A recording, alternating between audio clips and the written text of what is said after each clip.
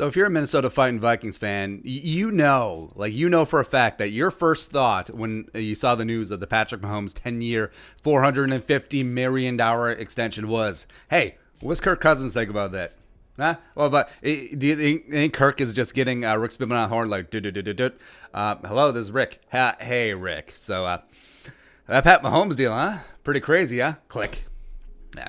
So Kirk, he's been a talking point. He's been a fixture amongst the Vikings fan base ever since he signed that record-setting 3-year, $84 million fully guaranteed deal in the 2018 offseason. And some of us were a little puzzled, right? So Cousins through year 2, 1 year left. We'll let it ride, see what happens. And Cousins rather quickly signed a 2-year, $66 million extension in the offseason.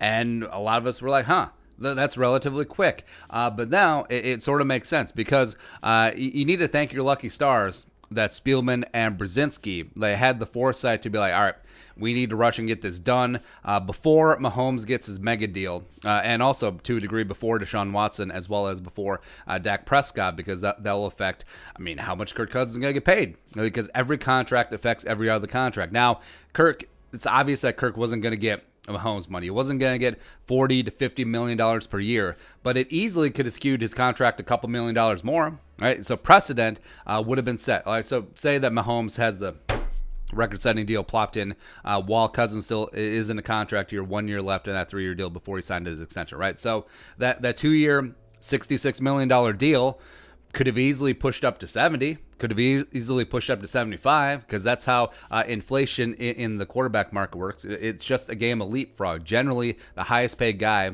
is the guy who got paid last, although that won't be the truth, because Patrick Mahomes is just a different kind of contract for sure. So every other contract would have just leapfrogged the other one. So I think the Vikings were smart to get it done when they did, because the Wolves are sold on Cousins, Spielman, Zimmer, everyone. They're like, so we know we want to get something done. We know we want to do something to help alter the 2020 salary cap as well. So let's jump in feet first as quickly as possible. And it makes sense. It really does make sense now, even though some fans were taken aback at the time. We're like, why extending Cousins? He had 1 year left. He hasn't really proven it. 2018 was meh. 2019 was amazing. Let's see what he does in 2020. And if he's good, all right, fine. Throw the tag on him or extend him long term at that point.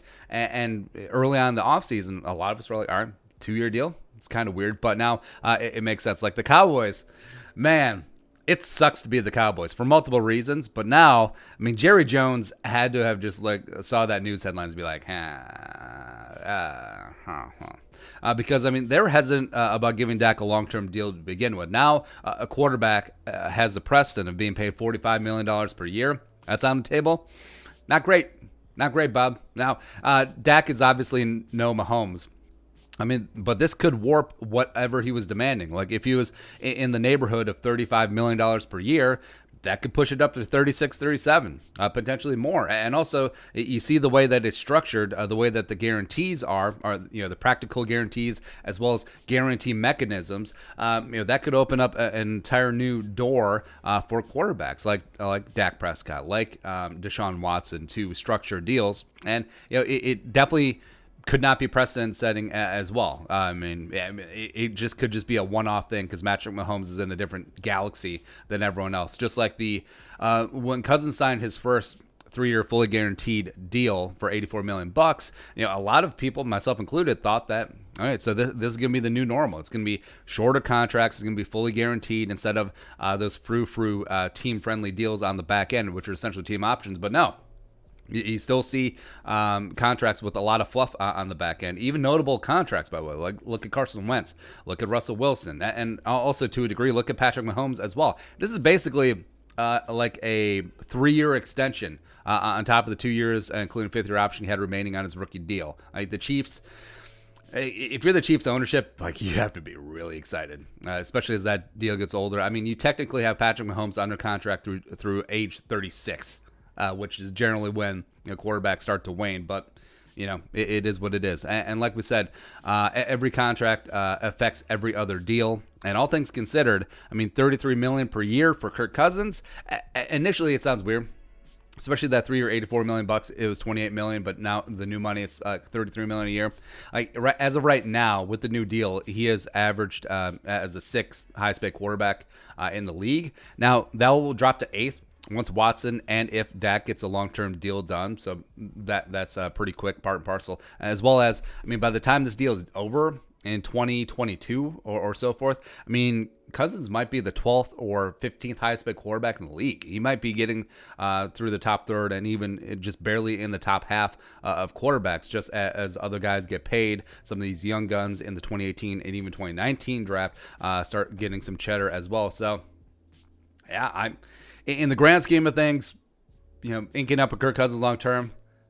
Still don't know about it, but at least we got a cheaper rate. Feel bad for the Cowboys fans. Actually, no, I don't. Screw them. Screw them right in the face. You get what you get. There you go. All right, but your thoughts, the timing of the Mahomes deal, let us know in the comment section below. Subscribe for daily Vikings takes. Want to support the work, follow us on the Venmo. But until next time, Skull, production value.